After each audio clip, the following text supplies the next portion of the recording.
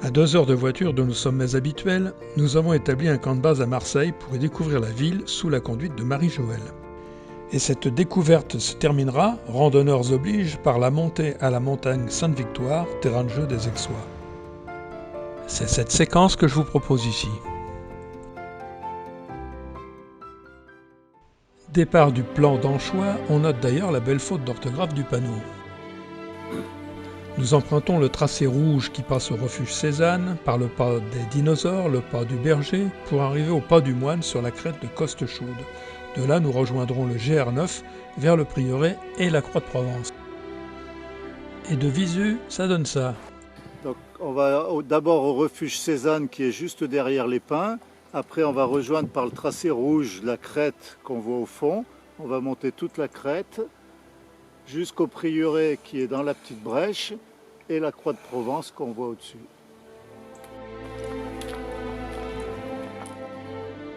Ce massif est labellisé Grand Site de France et son accès est réglementé pendant la période estivale. Un gigantesque incendie en 1989 incite désormais à la prudence en période de sécheresse et le massif peut être totalement interdit d'accès.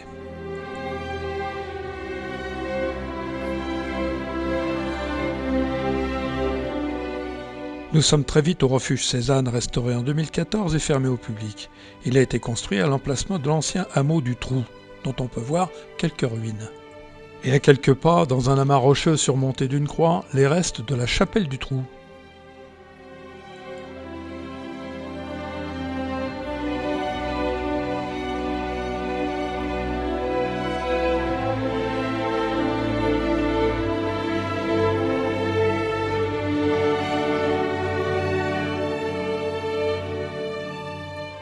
L'échauffement est terminé. Maintenant, on grimpe. Alors ici, variante, facile à gauche, difficile à droite. Bon, c'est vrai que la méthode assise évite bien des discours. Ce sera à droite par le pas du berger.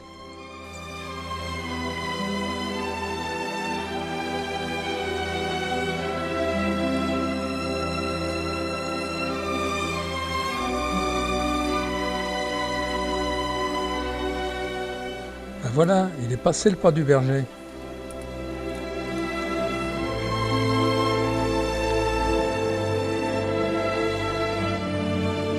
La montagne Sainte-Victoire, ou la Sainte, comme on l'appelle affectueusement, avec sa silhouette reconnaissable entre toutes, plus qu'une montagne, est un symbole pour la Provence, un véritable point de ralliement.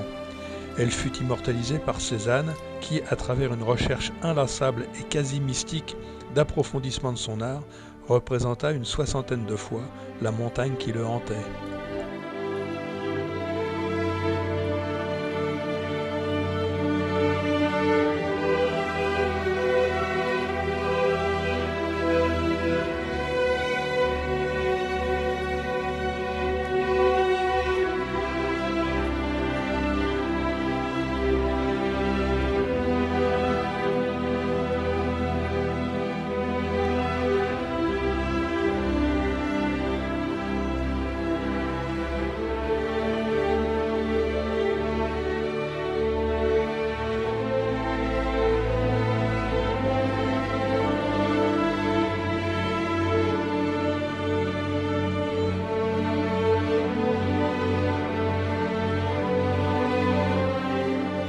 Passage au prieuré de la Sainte-Victoire, je vous en parle en redescendant.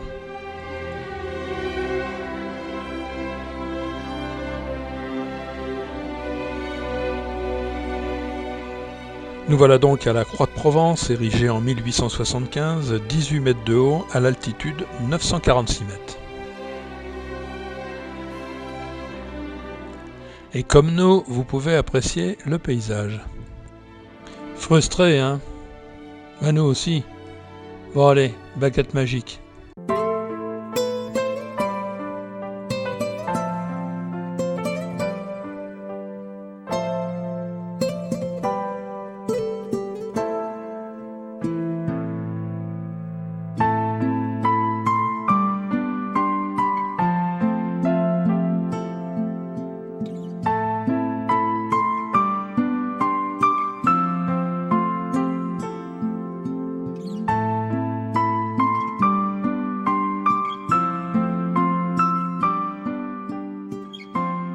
Retour au prieuré de Notre-Dame de Sainte-Victoire, et pendant qu'on casse la croûte, laissons l'association des Amis de la Sainte-Victoire nous raconter l'histoire du prieuré.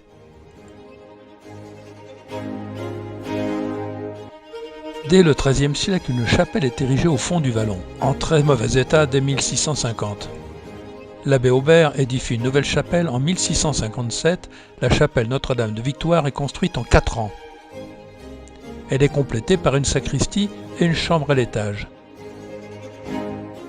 Elle connaît un tel succès qu'il pense à la construction d'un monastère destiné à héberger des moines qui accueilleront les pèlerins. Il crée une brèche en découpant la falaise, à coups de baramines et d'explosifs.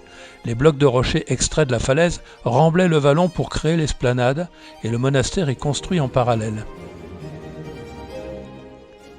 ainsi qu'une citerne alimentée par les eaux de pluie. Des murs de soutènement sont construits au bout de l'esplanade pour soutenir une terrasse recouvrant la veine.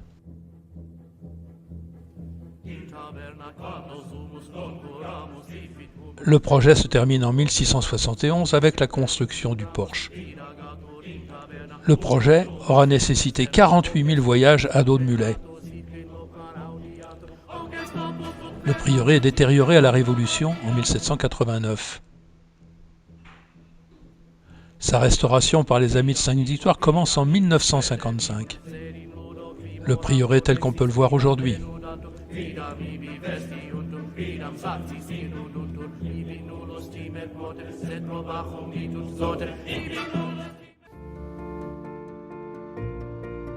Allez, c'est parti pour la descente qui se fera par le pas de l'Escalette.